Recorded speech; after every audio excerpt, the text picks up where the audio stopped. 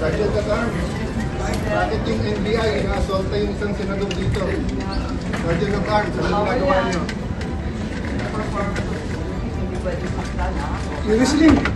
May-wrestling ako ng mga NBI dyan. Saan yung Sergeant at Arms? Bakit ganyan? Pakutan.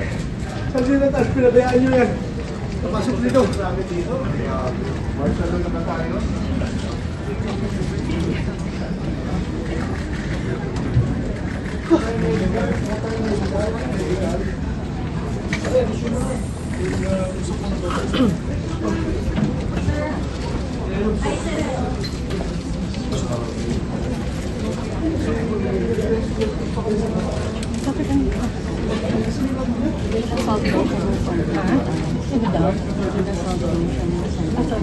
Kasi gobyerno, as sitting president, hinaharang hindi papasukin sa sesyon. Kung ako'y absent, hinahanap ako ninyo, sumusweldo, hindi nagpapakita. Ngayon, papakita ko dito. Oh, hinara ko ng mga NBI, may-wrestling ako doon, sugat-sugat ako. Why are you here, sir? Papasok! This is the Senate! Wala silang respeto sa institusyon ng Senado.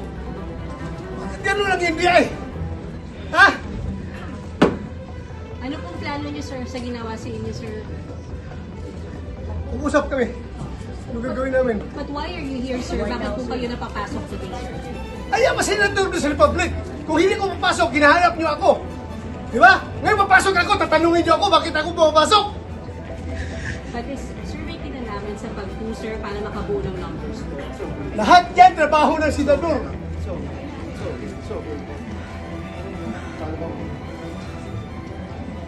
The worst government.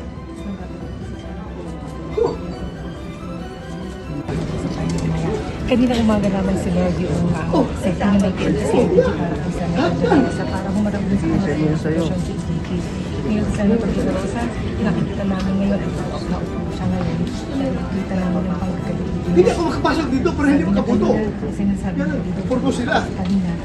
May sinasabi siya nagkasugat-sugat daw siya kanina. Hiyaran daw siya sa pagpasok.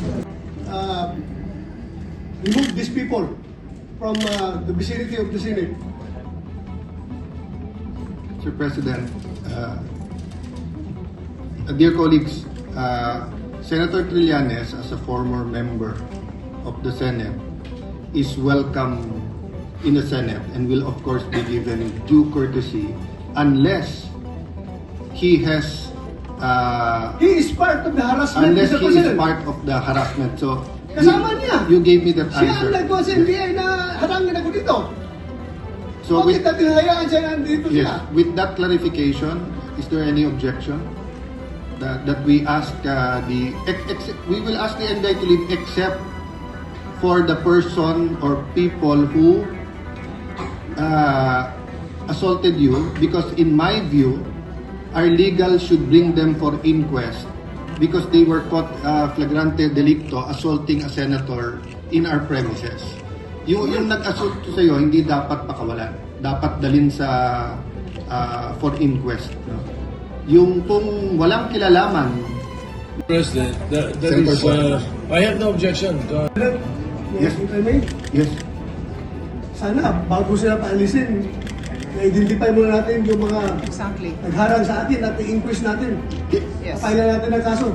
Bago sila paalisin dito lahat. Ah. Dahil paano tayong king queen dito? Yes. Inassault na tayo dito sa ating opisina. Tapos wala mangyari. Paalisin lang natin. We have to arrest them. Let me clarify, Senator Bato. That's my point a while ago. Papaalisin yung mga walang kilalaman sa pag-assault sa iyo. And that is not limited to those who threw punches or wrestled you. Meaning, if they are in conspiracy together in trying to prevent you from attending the I am session, sure Trillanes is involved, Mr. President. then Andyan siya eh. then Kasama sila. my suggestion is to consult with the legal and to bring them for inquest. No? But those in favor na palitan ang Senate President. So everyone can see we're 14, JB, 14, 14, 13 plus 13, 13 kami. Yung nangyari dito, pati kay Bato, sa Arkan sila, pinamayakan.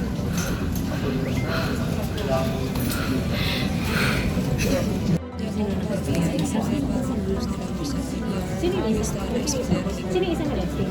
Duha ka bilyar ha? JV kasi abstain.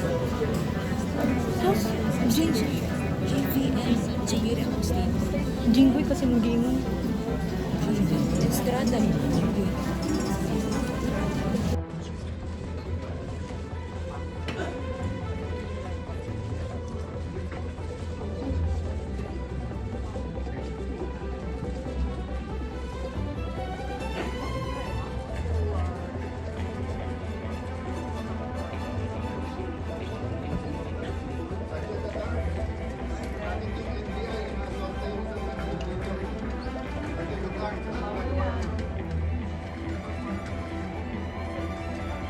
Nag-isling. Nag-isling ako ng NBI dyan.